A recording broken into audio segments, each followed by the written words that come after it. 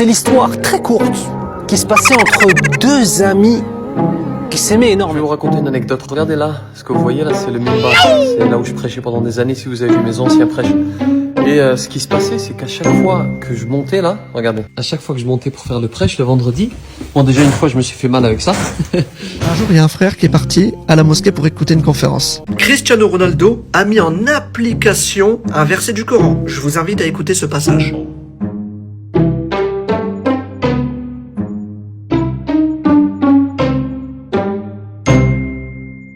Un pilier de l'islam sera bientôt interdit en France. Oui, vous avez bien entendu, ce n'est pas une fake news. Salam alaikum wa rahmatullahi wa barakatuh. Franchement, je le fais très rarement. Je suis dans le meilleur kebab d'Europe. Kebab d'Europe, meilleur kebab, 100% veau. Aujourd'hui, on a rendez-vous avec Othman, radiyallahu anhu. Mais qu'est-ce que tu racontes? Arrête. Très bien. Nous allons raconter une histoire magnifique qui s'est passée à l'époque du calife Omar ibn Khattab radiyallahu anhu. Cette histoire se trouve dans Tariq al-Fajr. C'est le pays joyeux, des enfants heureux, des monstres gentils, oui c'est le paradis. Ce jardin. On est dans une période difficile, super dure. Mais qu'est-ce que tu racontes?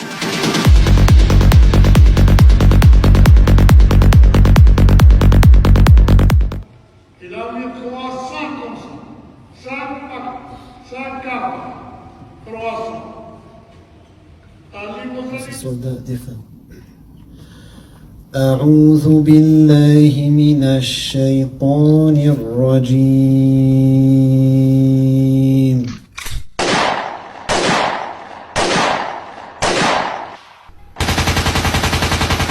Peut-être que ce geste-là, peut-être que ce cadeau-là, peut-être que ce morceau de plastique-là peut vous faire rentrer au paradis par des montagnes et des montagnes de Hassan.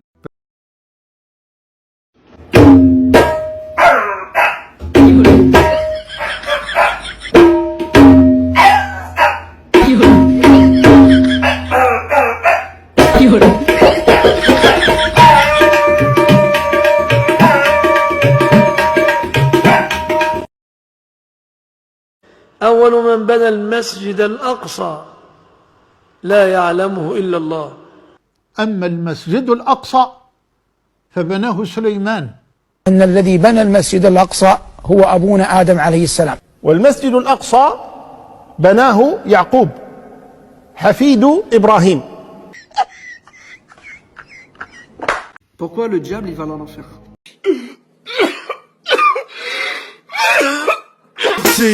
King of the beach, you ride to him in your fleet. Whoa.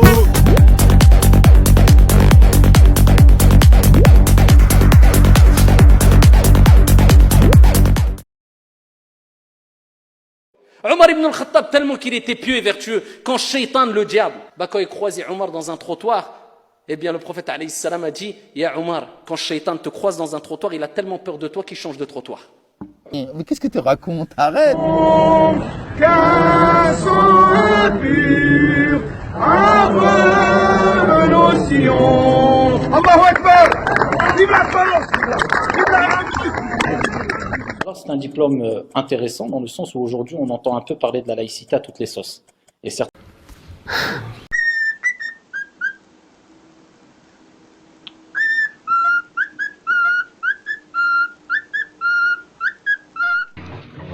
En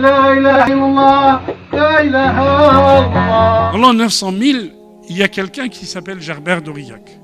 Comme son nom l'indique, il vient d'Aurillac. Ça comprend ici la viande de chameau. Je vois le Maroc prendre sa revanche sur la France et l'éliminer dans un match au scénario fou.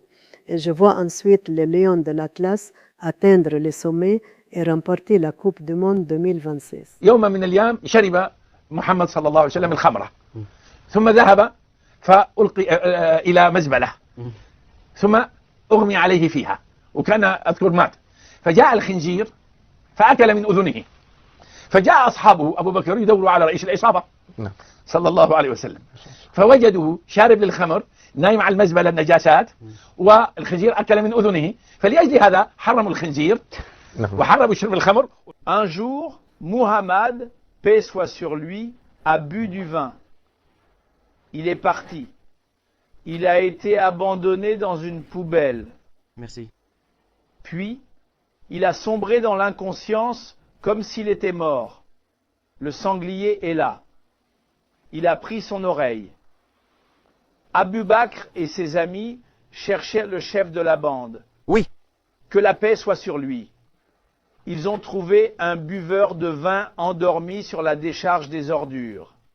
Le sanglier a mangé de son oreille, c'est pourquoi ils ont proscrit le sanglier.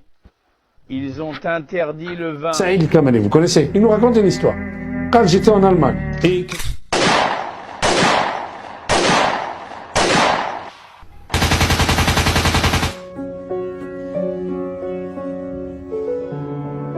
On est dans une période difficile, super dure. Mais qu'est-ce que c'est Mohammed le dernier messager. Dans les esprits, il est et restera. Le bien-aimé, doux, jamais ingrat. Photo. Regarde. Regarde. Tu vois là? On a eu du mal à identifier les lieux, mais on penche désormais pour Ispahan. Et le droit à la vie privée, vous connaissez pas ça? Ah si, c'est très important le droit à la vie privée.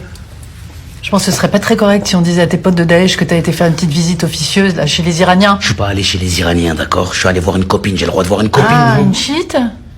Aïe aïe aïe, ça c'est pas très très bon ça. Balay pour moi qui... Ah, bah, balay. Écoute-moi bien, sale con. Pas de parti politique du tout. Le troisième calife de l'islam, Othman ibn Affan, radiyallahu anhu wardah, il finissait le Coran en une nuit. Oh, qu'est-ce que tu racontes? Voilà, attendez, je vais vous faire rigoler un petit peu. Voilà. Une fois, une sœur. On peut se retrouver dans un restaurant ou autre et se commander les meilleurs des desserts et quelquefois à des prix exorbitants. Mais est-ce que ces desserts-là, qu'on aura payé je ne sais combien, dans une ville, voilà, dans un beau restaurant ou autre, est-ce qu'il aura la même valeur, saveur, le même goût que si on se retrouvait en pleine nature, en train de cueillir par exemple une pêche, voilà, directement de l'arbre? C'est là où vous intervenez, bi'idhnillah tabarak wa ta'ala. Nous lançons aujourd'hui, bi'idhnillah, cette cagnotte qui va nous permettre d'acheter le local, puis de payer également les frais de notaire, la serveur de Cassimir. C'est vrai que... Elle dit, les hommes auront des houris et nous on aura quoi? Oh, qu'est-ce que tu racontes? N'importe quoi. Comment c'est possible de finir le Coran en une nuit? En une raka'a en plus, il le faisait. C'est une première en France. À l'intérieur de la grande mosquée de Strasbourg, des chants et une prière pour la République. 5 maillots de football qui peuvent te faire sortir de l'islam. Mais qu'est-ce que tu racontes? Arrête. Non, mais... Salam alaikum.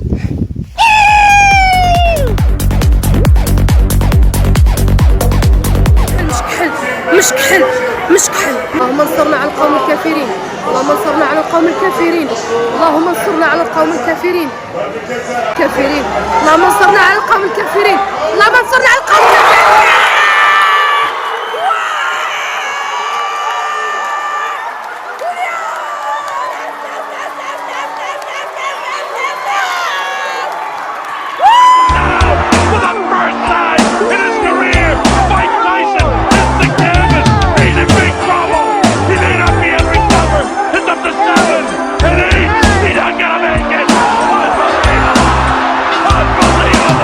T'arrives devant le paradis, waouh, 100 étages le paradis. Le paradis fait 100 étages. Dans quel étage je suis? Mon ami, mon ami que j'aime, il est à l'étage 8. Mes parents, ils sont à l'étage 28. Moi, je suis au 77e étage. Non, j'ai envie d'être en haut, j'ai envie d'être... Mohammed, sallallahu alayhi wa sallam, il est à l'étage 1. J'ai envie d'être le voisin du prophète, sallallahu alayhi wa sallam. J'ai envie d'être avec Abu Bakr, avec Omar. Je veux pas être au 70e étage, moi. Est-ce que tu vois un diable? Course-le. Un beret d'ataï, Comment ça, la nature. Pour être heureux, bruit de la cocotte minute dans la cuisine, petit. Que j'étais tout petit. C'est comme cela que les gens. Qui t'a dit ça? 100 étages le paradis. Non, j'ai envie. Oh, c'est magnifique. Oh, c'est magnifique. Oh, ça valait le détour. Oh Une là fois, une là. sœur, elle est venue me voir. J'ai vraiment rigolé, subhanallah. Elle est venue me voir pour me poser une question sérieuse. Tu vois, quand t'es imam, les gens te posent des questions. C'est pas quelqu'un qui te pose une question, t'as un fou rire. Tu peux pas, il faut te retenir, tu vois. Elle vient me poser une question, elle me dit ouais, cheikh et tout, salam alaikum, s'il vous plaît, j'ai une question. Voilà, je travaille, je fais le ménage dans un endroit. Et voilà, pour la prière, c'est difficile, mais j'ai trouvé un endroit pour prier, alhamdoulilah, mais c'est un peu petit. Est-ce que c'est autorisé? Je prie dans un placard. Moi, elle me dit ça. Moi, j'ai de l'imagination, les frères. Moi, je me fais un scénario. Moi, je me vois, je suis là, j'arrive dans l'entreprise, il y a un placard, j'ouvre le placard et je vois une Russe en train de prier, tu vois.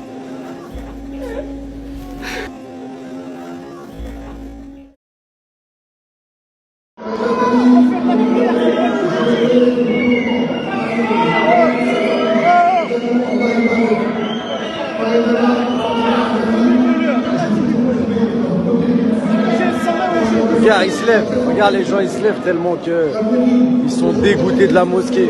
Regarde, les gens, ils se lèvent. Ah, ils peuvent pas s'aller là. Voilà, regarde, les gens, ils se lèvent. Oh! Oh! Ouh! Les frères qui ont les cartes bleues, repassez encore, barakallahu fikum, avec les terminaux.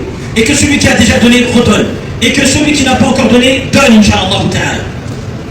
Et c'est allez-y les frères, avec les terminaux, repassez encore une fois. Le frère, viens avec ton terminal, Inch'Allah ta'ala. Qui lève la main, Inch'Allah ta'ala, pour que les frères prennent son nom, Inch'Allah ta'ala. Il y en a un ici, les frères. Adama, allez-y, prenez son nom, son numéro de téléphone, Inch'Allah ta'ala. Est-ce qu'il y en a un deuxième? Allez-y les frères, au moins 5, Inch'Allah ta'ala. Et après on fait ça là. Allez, bismillah. Allez, le frère il a annoncé, il a donné l'exemple. Voilà pourquoi est-ce qu'il faut donner en public. On lance les frères. Allez-y, je suis sûr que par niveau, il y a des frères, ils sont entrepreneurs. Tu veux qu'Allah il mette de la baraka dans ton entreprise? Donne mon frère. Et les deux autres, ils ont donné 4 000 euros, 4 000 euros. C'est quelque chose de normal pour un entrepreneur, ça. Wallah, les frères, dans certaines mosquées, quand les entrepreneurs, quand ils sont là, c'est à base de 5 000, 10 000, 15 000, normal. Parfois, une soirée comme ça, là, on sort, on a rassemblé 100 000 euros, 200 000 euros. En une soirée, les frères. Parmi vous qui a une carte bleue, ou qui a un moyen de paiement quelconque, Apple Pay, Google Pay, etc., participez ce soir. C'est tout ce qu'on vous demande. Manifestez-vous pour que les frères viennent vous voir directement avec le terminal. Allez, il y a des frères là-bas qui lèvent la main. Les frères qui ont les terminaux, regardez bien. Quand les frères lèvent la main. Les frères qui veulent donner en carte bleue, levez la main, Inch'Allah, pour que les frères qui ont les terminaux vous voient et qu'on puisse rapidement, Inch'Allah, faire la prière. Et c'est ça. Abu Bakr radiallahu anhu warda, tous les matins, ba'da salat al-fajr, il partait en courant dans les rues de Médine et il rentrait dans une maison. Il restait pendant une période, il sortait couvert de poussière. Omar ibn al-Khattab, à chaque fois, il le surveillait, il disait, c'est pas possible. Pourquoi il rentre à chaque fois dans cette maison, il sort couvert de poussière? Une fois, 2, 3, 4, 5, 6. Omar, il a dit, je vais aller frapper à la porte dès qu'il sort et je vais voir c'est qui, qu'est-ce qui se passe dedans. Il frappe à la porte. C'est une femme qui ouvre la porte, aveugle, veuve, 3 enfants, en situation de difficulté, pauvre. Et il dit, Omar ibn al-Khattab, je frappe à la porte, il y a une personne qui est sortie de chez toi? Elle dit oui. Elle dit, tu connais? Elle dit non. Il dit, mais il vient pourquoi? Elle dit, tous les matins, il vient chez moi, après Salat al-Fajr. Il n'est paradis, eh bien les gens seront tous jeunes, âgés de 33 ans, comme a dit le prophète. Alors, il y a un frère tout à l'heure qui a posé la question et qui était à la maison. Il nettoie toute la maison. Il traite la chèvre. Elle avait une chèvre. Il traite la chèvre. Il lave le linge. Et il prépare à manger. Radiyallahu anhu. Et ensuite il repart. Omar ibn al-Khattab s'est mis à pleurer. Et il a dit, Ya Amir al-Mu'minin, tu as mis la barre trop haute pour nous après toi. La charge elle est trop lourde après toi. Comment t'as mis la barre comme ça? Quand tu vas partir, nous, comment on va réussir à assumer ce que tu assumes? Comment on va avoir ce niveau? Comment on va assumer cette responsabilité? Raconte, arrête. Non, mais Alors le dernier diplôme que j'ai obtenu, c'est un diplôme qui tourne autour de différents sujets, et entre autres le droit, la fiscalité, la laïcité, etc. Et c'est un diplôme maintenant qu'on demande pour celles et ceux qui désirent être... C'est un diplôme très très intéressant et enrichissant, avec mention bien, 15 de moyenne. J'ai 2 petites histoires pour vous. Wallah. Il a été appelé Dahak, celui qui te hack beaucoup. On est dans une période difficile, super dure.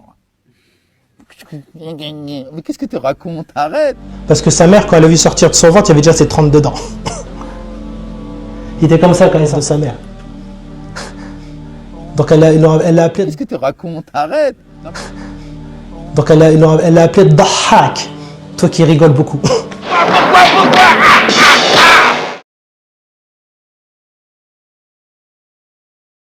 Pour rester libre, il faut être craint.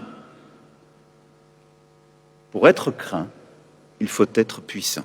Free Palestine! Free Palestine! Free Palestine! Free Palestine!